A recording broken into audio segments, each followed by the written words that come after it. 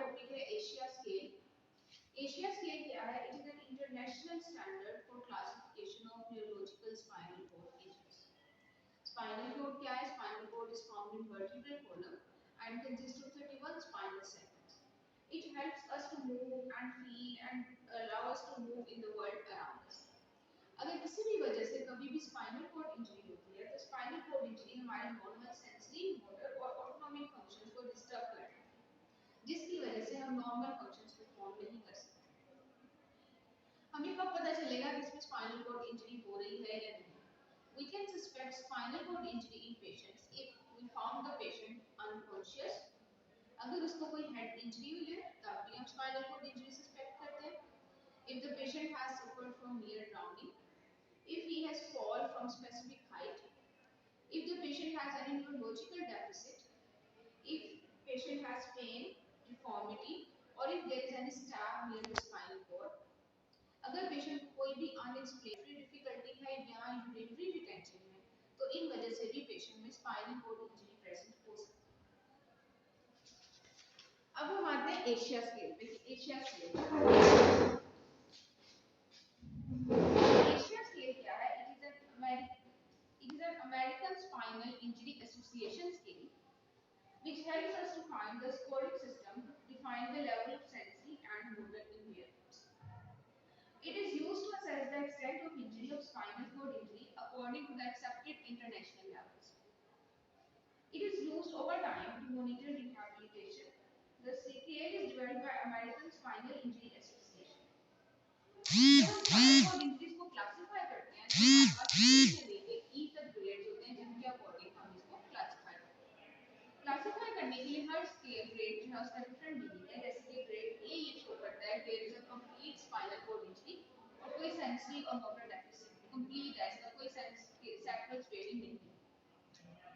Grade B जिसको हम sensory incomplete grade कहते हैं, वो क्या शो करता है कि पेशेंट में मोटर डेफिसिट है but is preserved below the neurological level.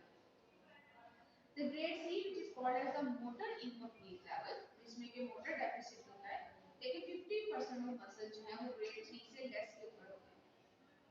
Grade D, which is called as the motor incomplete level, जिसमें 50% muscle जो है वो more than grade 3 के ऊपर रिपोर्ट किए जाते हैं, and the patient can raise arms or legs off the bed.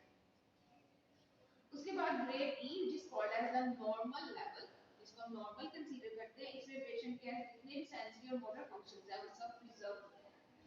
तो अब हम जो भी पेशेंट की टेस्टिंग करेंगे उसको हम A B C D E के अकॉर्डिंग हम उसको रैंक करेंगे कि पेशेंट किस ग्रेड में, ए में है, बी में है, सी डी या ई ग्रेड के अंदर आ रहा है। ठीक है। अब जब हम पेशेंट की इवैल्यूएशन कर रहे होते हैं तो हम उसके तीन कंपोनेंट्स को चेक करेंगे। मोटर कंपोनेंट्स चेक होंगे, सेंसरी भी चेक होंगे और साथ ही हम उसके एनोरेक्टरी फंक्शंस को चेक जैसे कि सेंसरी को चेक करते हैं और मोटर को अल्फा और डब्ल्यू चेक कर सकते हैं। जब हम उसको चेक कर रहे होते हैं तो हमारे पास इसके लिए भी डिफरेंट स्कोरिंग सिस्टम है जिसके अकॉर्डिंग हम इसको चेक करते हैं। अगर हम पेशेंट की मोटर एग्जामिनेशन चेक कर रहे हैं तो उसमें हमारे पास 0 से 5 के ग्रेड्स होते हैं for the examination of motor grade, जिसको हम एमएमटी या मैनुअल मसल टेस्टिंग के ग्रेड्स भी कहते हैं। जिसमें 0 का मतलब होता है there is no movement, 1 means palpable or visible contraction, 2 means active movement against gravity, 3 means active movement, 2 means active movement with the gravity eliminated, 3 means active movement against gravity, 4 means active movement with minimal resistance, and 5 means active movement with maximum resistance. तो हम patient को जब भी check करेंगे तो इन 5 grades के according हम उसकी मोटर कंपोनेंट्स को असेस करेंगे।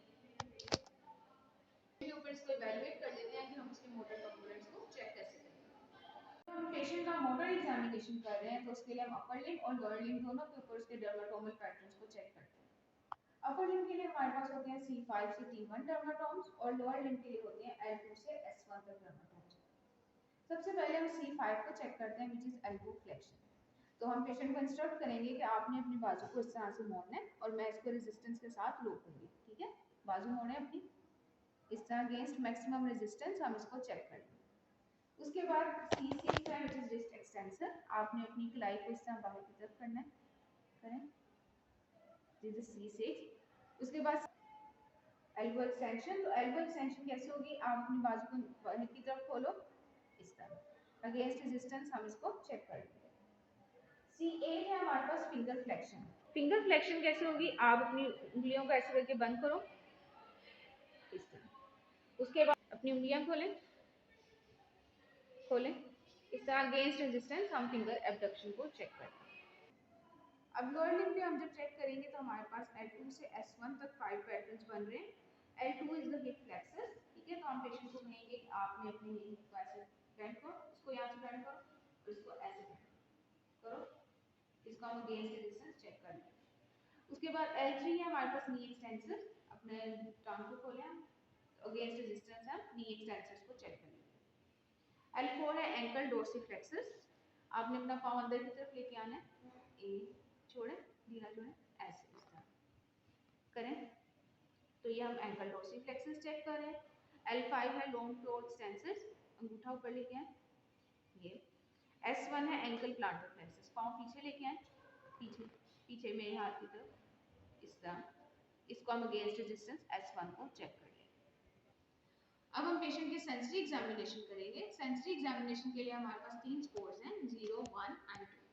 0 means absent, 1 means altered and 2 means normal. इसमें हमारे पास एक एंटी भी आता है which is a non testable. Sensory examination करते कैसे हैं कि हम पिन प्रिक भी करते हैं और लाइट टच भी, तो हम दोनों के वन बाय वन पेशेंट के ऊपर एग्जामिन करेंगे। पिन प्रिक के लिए हम पेन को यूज कर रहे हैं और सॉफ्ट टच के लिए हम कॉटन को यूज कर रहे हैं। पेशेंट के ऊपर हम सेंसरी एग्जामिनेशन करते हैं, तो सबसे पहले हम इसके हम पैटर्न्स को चेक करेंगे, तो वो हम इसके पहले हम लाइट सॉफ्ट टच कर रहे हैं, तो सॉफ्ट टच के लिए हमारे पास है C2, C3, C4, C5, C6, C7, C8 और T1। इस तरह हमने, इसी तरह हम उसके ऑपोजिट साइड पे भी चेक करेंगे और लोअर एक्सट्रीमिटीज के पॉइंट्स पे भी चेक करेंगे। अब हम चेक करते हैं इसके ऊपर पिन प्रिक। पिन प्रिक हम इसी तरह से इन्हीं पैटर्न्स के ऊपर चेक करेंगे, हम पेशेंट को प्रिक करेंगे और उससे हम पूछ लेंगे कि आपको फील हो रहा है या नहीं। तो प्रिक कहाँ पे करेंगे, हम इसी तरह से C2, C3, C4, C5, C6, C7, C8 और T1, इन पॉइंट्स के ऊपर हम प्रिक करेंगे। इसके बाद हम पेशेंट का जो भी स्कोर आया होगा उसको हम इवेल्युएट करेंगे, उसको हम टोटल करेंगे, इससे हमें एशिया इम्पेयरमेंट स्केल की टोटल वैल्यू मिल जाएगी। उस वैल्यू से हम असेस कर लेंगे कि पेशेंट एशिया स्केल के अकॉर्डिंग किस लेवल पे। Thank you.